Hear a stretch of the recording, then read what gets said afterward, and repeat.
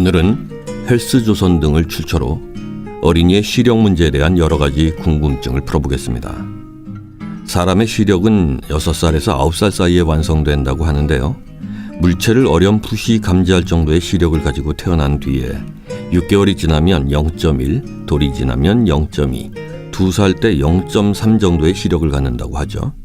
그 후 6살쯤 1.0의 시력을 갖는 것이 일반적이라고 합니다. 하지만 이 시기에 근시나 원시, 난시 등 굴절 이상이나 사시, 눈꺼풀 이상 등에 의해서 정상 시력 발달이 안 되는 사례가 간혹 있는데요. 이런 증상을 약시라고 하죠. 약시는 각막, 망막, 시신경 등 눈은 정상이지만 안경을 써도 정상 시력이 나오지 않는 상태입니다. 약시가 있는 아이는 자연적으로 시력이 발달할 수 있는 상태가 아니고 일정 시기가 지나면 치료가 안 되기 때문에 조기에 진단받고 치료해야 합니다. 약시 치료법은 원인에 따라 달라질 수 있지만 약시는 치료를 빨리 시작할수록 예후가 좋고 치료 기간을 단축할 수 있습니다. 약시는 선천적인 원인으로 발생하는 경우가 많고 이 경우에는 시력이 잘 돌아오지 않습니다. 약시인 경우는 제외하더라도 정말 많은 어린이들이 근시로 인해서 시력 장애를 겪게 되는데요. 흔히 TV나 스마트폰 등이 근시의 원인이라고 생각하는 경우가 많지만 근시도 약시와 마찬가지로 선천적, 유전적 요인으로 발생하는 것이 대부분입니다. 물론 TV나 스마트폰을 너무 가까이에서 오랜 시간 본다든가 어두운 곳에서 책을 지나치게 오래 본다든가 하면 시력이 나빠지고 근시가 생길 수 있지만 대부분의 근시는 후천적인 원인보다 선천적 원인에 의해 발생한다고 봐야 합니다.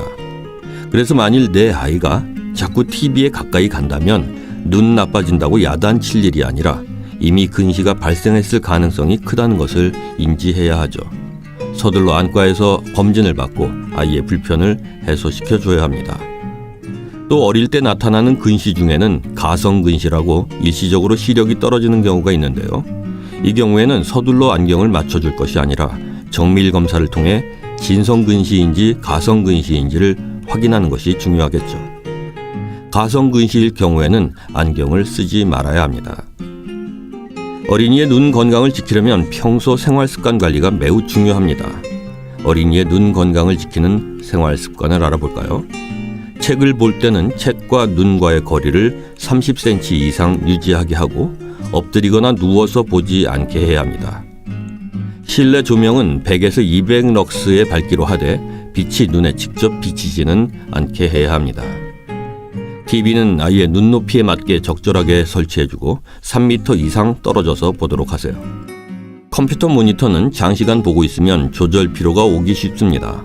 30분에서 40분 정도 사용하면 5분에서 10분 정도는 쉬게 하세요. 시력 발달과 유지를 위해서 숙면을 취하도록 해야 합니다. 일찍 자고 일찍 일어나는 습관을 들여주세요. 채소나 과일을 많이 먹고 편식하지 않아야 합니다. 무기질과 비타민이 고루 함유된 균형 잡힌 식습관을 들일 수 있게 하고 특히 눈 건강에 좋은 카로틴이 풍부한 당근이나 시금치 등을 많이 먹도록 하는 것이 좋습니다.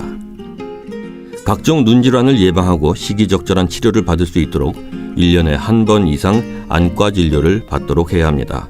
어린이의 시력 변화는 갑자기 생길 수 있기 때문이죠.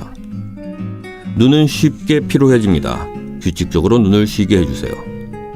컴퓨터를 사용할 때 외에도 1시간에 한 번 정도는 5분 이상 감고 있거나 눈 마사지 등을 통해서 자극을 주어서 눈의 피로 회복을 돕는 것이 중요합니다. 따뜻한 물수건으로 5분에서 10분 정도 눈을 찜질해주는 것도 피로를 푸는 데 도움이 됩니다. 성장기 아이들은 일정 시간 동안 햇볕을 쬐는 것이 눈 성장에 좋습니다. 적절한 야외 활동을 권장하도록 하세요. 사람이 햇빛에 노출되면 대뇌에서 신경 전달 물질인 도파민이 발생하고 도파민은 성장기 아이들의 안구 내부 길이가 균형 있게 성장하도록 도와줘서 근시의 진행을 막아줍니다. 따라서 성장기 아이들은 하루에 40분 정도 햇볕을 쬐는 것이 좋습니다. 단 자외선이 너무 강한 시간대는 피하는 것이 좋겠죠.